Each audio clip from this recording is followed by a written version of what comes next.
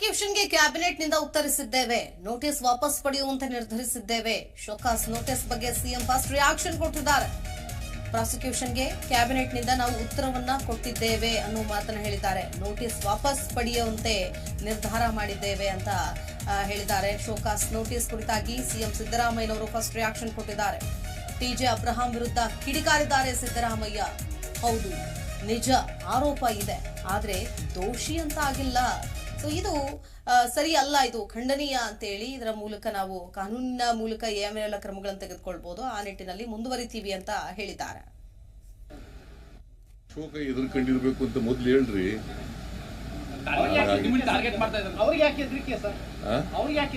ನನಗೆ ಯಾಕೆ ಹೆದರಿಕೆ? ಟೆಲ್ ಮೀ, ನನಗೆ ಯಾಕೆ ಹೆದರಿಕೆ? ಕಾನೂನು ರೀತಿ ಅವರು ಮಾಡಿಲ್ಲ, ನಾನು ಯಾಕೆ ಹೆದರ್ಕೋಬೇಕು? ಕಾನೂನು ತಪ್ಪು ಮಾಡಿದ್ರೆ ತಾನೇ ಹೆದರ್ಕೋಬೇಕು. ನಾ ತಪ್ಪೇ ಮಾಡಿಲ್ವಲ್ಲ.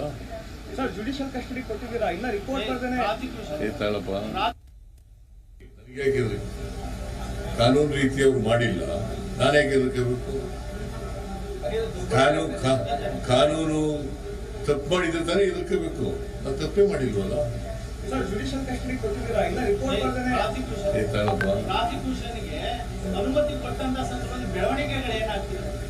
ಅನುಮತಿ ಕೊಟ್ಟಿದ್ದಾರೆ, ಈಗ ಕೊಟ್ಟಿಲ್ವಲ್ಲ. ನೀವೇ ಮುಂಚಿತವಾಗಿ ಕೇಳ್ತಾ ಇದ್ದೆ. ನಿಮ್ ಜೊತೆ ಮಾತಾಡಿದ್ರ ಗವರ್ನರ್? ನಿಮ್ ಜೊತೆ ಮಾತಾಡಿದ್ರೇನಪ್ಪ ಗವರ್ನರ್? ಮತ್ತೆ ಯಾಕೆ ಕೇಳ್ತಾ ಇದ್ದೆ? ನೋಡಪ್ಪ, ನಿನ್ನೆ ಕ್ಯಾಬಿನೆಟ್ ಮೀಟಿಂಗ್ ನಲ್ಲಿ ನಾನು ಕೆಟ್ಟ ಸಂಪ್ರದಾಯ ಆಗಬಾರ್ದು ಅಂತೇಳಿ ಹೋಗ್ಲಿಲ್ಲ. ನಾನು ನಾಮಿನೇಟ್ ಮಾಡಿದ್ದೆ ಡಿ ಕೆ ಶಿವಕುಮಾರ್ಗೆ ಕ್ಯಾಬಿನೆಟ್ ಮೀಟಿಂಗ್ನಲ್ಲಿ. ಅವರು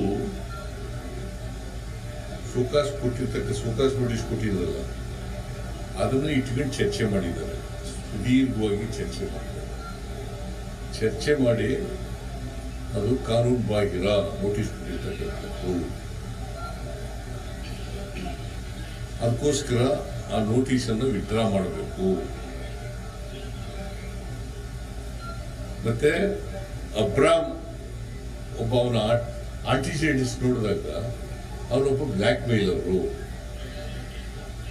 ಅವನ ಕಂಪ್ಲೇಂಟ್ ಮೇಲೆ ನೀವು ಆಕ್ಟ್ ಮಾಡಿರ್ತಕ್ಕಂಥದ್ದು ಕಾನೂನು ಬಾಹಿರವಾಗಿರ್ತಕ್ಕಂಥ ವಿಚಾರ. ಅವನು ಈ ತರದ್ದು ಅನೇಕ ಜನರಿಗೆ ಇಂಥದೇ ನೋಟಿಸ್ ಕಂಪ್ಲೇಂಟ್ಗಳನ್ನು ಕೊಡ್ತಾ ಇದ್ದಾನೆ. ಅದು ಯಾವುದೇ ಅಫೆನ್ಸ್ ಅನ್ನ ನಾನು ಮಾಡಿಲ್ಲ. ಅದರಿಂದ ನೀವು ಯಾಕಂತಂದ್ರೆ ಅವನು 26ನೇ ತಾರೀಕು 26/7/2024 ಕಂಪ್ಲೇಂಟ್ ಕೊಟ್ಟರು 11:30. ಅವತ್ತೇ ರಾಜ್ಯಪಾಲರು ಶೋಕಾಸ್ ನೋಟಿಸ್ ಕೊಡ್ತಾರೆ. ಒಂದೇ ದಿನದಲ್ಲಿ ಅಷ್ಟೊಂದು ಕಂಪ್ಲೇಂಟ್ ಅನ್ನ ಲೀಗಲ್ ಮ್ಯಾಟರ್ ಇರ್ತಕ್ಕಂಥದ್ದು. ಎಲೆಕ್ಟೆಡ್ ಗೌರ್ಮೆಂಟ್ ನ ಚೀಫ್ ಮಿನಿಸ್ಟರ್ ನಾನು 136 ಜನ ಆಶೀರ್ವಾದ ಮಾಡಿ ಕಳಿಸಿದ್ದಾರೆ ಅಂತ ಸರ್ಕಾರದ ಮುಖ್ಯಮಂತ್ರಿ ನನಗೆ ನೋಟಿಸ್ ಕೊಡುವಾಗ ಎಲ್ಲ ಕಾನೂನೆಲ್ಲ ಕೂಲಂಕಷವಾಗಿ ನೋಡಬೇಕಾಗಿತ್ತು. ಏನೂ ನೋಡಿಲ್ಲ, ಆತಾತುರವಾಗಿ ಮಾಡಿದ್ದಾರೆ. ಕೇಂದ್ರ ಸರ್ಕಾರದ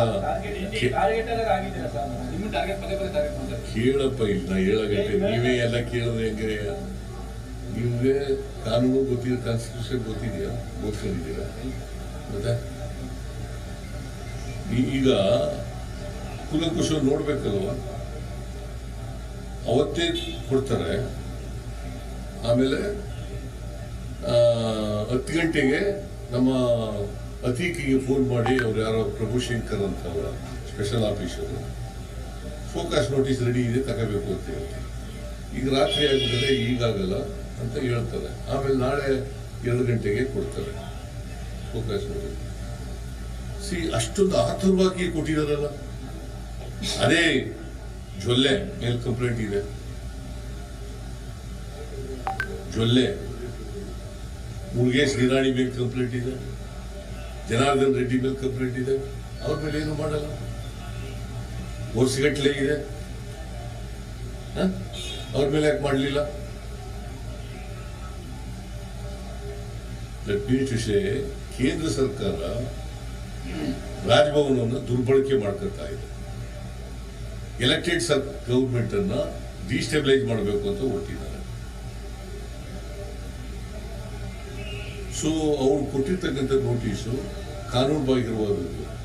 ಇದು ಸಂವಿಧಾನವನ್ನ ಕೊಲೆ ಮಾಡ್ತಕ್ಕಂಥ ರೀತಿ ಇದೆ, ಪ್ರಜಾಪ್ರಭುತ್ವವನ್ನು ನಾಶ ಮಾಡ್ತಕ್ಕಂಥ ರೀತಿ ಇದೆ. My role is not there. Where is my role?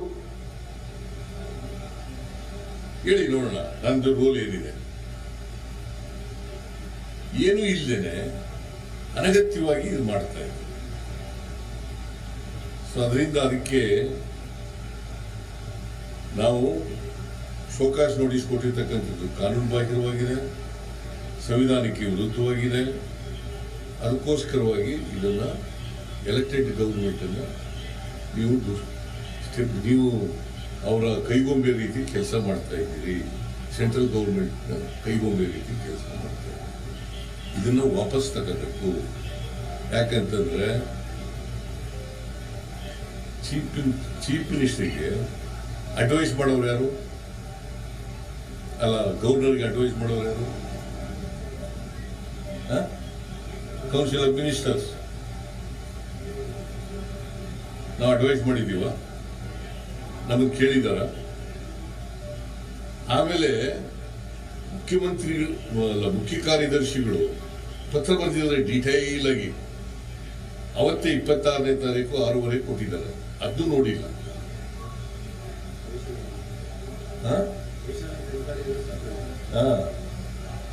ಆಮೇಲೆ ನಾವು ಜುಡಿಷಿಯಲ್ ಕಮಿಷನ್ ಮಾಡಿದೀವಿ 14ನೇ ತಾರೀಕಿಗೆ. ಅದು ಜುಡಿಷಿಯಲ್ ಕಮಿಷನ್ ಮಾಡಿದ್ಮೇಲೆ ಯಾಕೆ ಮಾಡಿರೋದು ಜುಡಿಷಿಯಲ್ ಕಮಿಷನ್? ಅದು ವರದಿ ಬರಬೇಕಲ್ಲ. ಏನಾದ್ರು ಕಾನೂನು ರೀತಿ ತಪ್ಪುಗಳಾಗಿದ್ರೆ ಅದನ್ನ ಎಂಕ್ವೈರಿ ಮಾಡಿ ಕೊಡಿ ರಿಪೋರ್ಟ್ ಅನ್ನ ಅಂತ ಹೇಳಿದ್ದೀವಿ. ಜಿ ಕನ್ನಡ ನ್ಯೂಸ್ ಈಗ ನಿಮ್ಮ ಮನೆಯಲ್ಲೇ ನೋಡಿ. ಎಲ್ಲ ಕೇಬಲ್ಗಳಲ್ಲಿ ಈಗ ಲಭ್ಯ. Sun Direct 292, Jio TV 1334, U digital 162, City cable 51, GTPL 17, Abhishek cables 821, Rockline telecommunication 51, Shri Basaveshwara number 60, Vinayaka digital number 53, in digital number 896ರಲ್ಲಿ. ನಿಮ್ಮಿಷ್ಟದ ಜಿ ಕನ್ನಡ ನ್ಯೂಸ್ ನೋಡಿ ಆನಂದಿಸಿ.